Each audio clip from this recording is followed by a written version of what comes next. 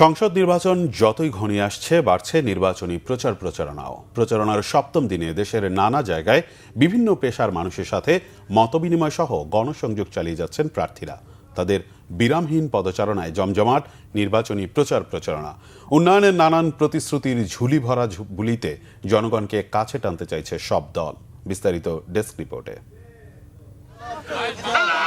নাটোর ২ আসনের বিএনপি প্রার্থী advocate M Ruhul Kuddus Talukdar Dulu বলেছেন, মানুষ ইতিপূর্বে ভোট দিতে পারেনি, ভোট কেন্দ্রে যেতে পারেনি, এজন্য মানুষ জেগে উঠেছে। সকালে নাটোর সদর উপজেলার চৌরিবাজারে নির্বাচনী প্রচারণায় এসব কথা বলেন তিনি। নারায়ণগঞ্জের ২৫০০ উপজেলার উচিতপুর বাজারে নির্বাচনী প্রচারণা ও গণসংযোগ করেছেন বিএনপির কেন্দ্রীয় কমিটির সহ আন্তর্জাতিক বিষয়ক সম্পাদক ও নারায়ণগঞ্জ ২ আসনের দলীয় প্রার্থী নজরুল ইসলাম আজাদ। এ সময় সাধারণ ভোটারদের মাঝে তাকে নিয়ে উৎসাহ উদ্দীপনা দেখা গেছে। নজরুল ইসলাম আজাদ এলাকাবাসীর সমস্যার সমাধানে পাশে থাকার অঙ্গীকার করেন। সকালে ফরিদপুর শহরের ঐতিহাসিক ময়েজ মঞ্জিলে ফরিদপুর ৩ সদর আসনে বিএনপি প্রার্থী চৌধুরী নায়াব ইউসুফ প্রায় ২০০ নারী উদ্যোক্তার সাথে তারুণ্যের কথা অনুষ্ঠানে যোগ দেন। দুপুরে চট্টগ্রাম ১৫ আসনে সাতকানিয়ার গাঠিয়াডাঙ্গা ঘোলাঘাট বাজার সহ বিভিন্ন এলাকায় গণসংযোগ ও পথসভা করেছেন ধানের শীষ প্রার্থী নাজবুল মোস্তফা আমিন। এছাড়া চট্টগ্রাম ১ আসনে ইনসানিয়াত বিপ্লবের প্রার্থী রেজাউল করিম মিরসরাইয়ের বারৈয়ার হাটে গণসংযোগ করেন। এদিকে মানিকগঞ্জ ৩ আসনে বিএনপি প্রার্থী আফরোজা খানম রিতার পক্ষে নির্বাচনী গণসংযোগে নতুন মাত্রা যোগ করেছে এসএসসি ১৯৯০ ও ৯১ ব্যাচের বন্ধুরা। সকালে মানিকগঞ্জ পৌরসভার ৪ নম্বর ওয়ার্ডের হিজুলি বাজার এলাকায় তারা সাধারণ মানুষের সঙ্গে মতবিনিময় করে বিএনপির পক্ষে ভোট চান। ফেনী ২ আসনের ধানের শীষ প্রার্থী বীর মুক্তিযোদ্ধা অধ্যাপক জয়নাল আবেদিন ভিপি বুধবার সকাল থেকে কাজিরবাগ ইউনিয়নে গণসংযোগ করেন।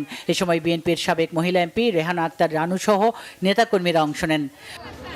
নোয়াখালী ৪ আসনে সদর উপজেলার পশ্চিম চর উড়িয়া মেজর মান্নান দারুল উলুম দাখিল মাদ্রাসা মাঠে উঠান বৈঠকে সহস্রাধিক নারী অংশ নেন।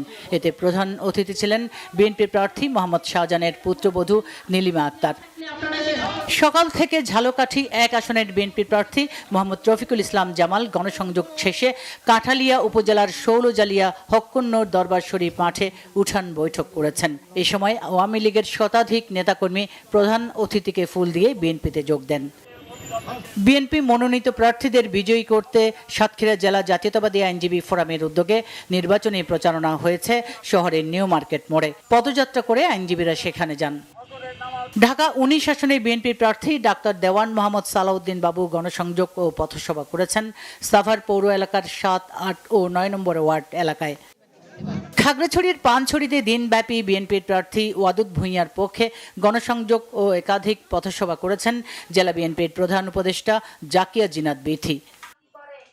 Bangla vision news desk.